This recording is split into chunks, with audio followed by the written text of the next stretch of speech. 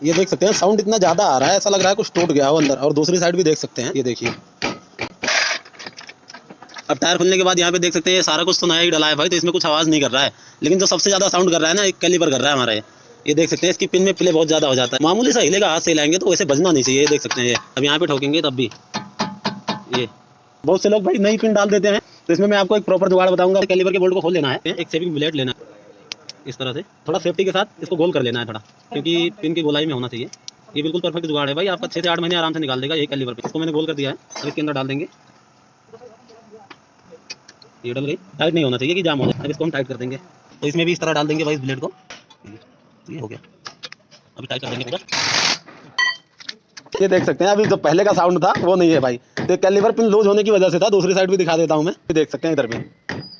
तो भैया छोटी सी प्रॉब्लम की वजह से ना साउंड इतना ज्यादा आ रहा था फ्रेंड। तो वीडियो पसंद आई हो तो वीडियो पे लाइक कमेंट और साथ ही वीडियो को शेयर जरूर करें।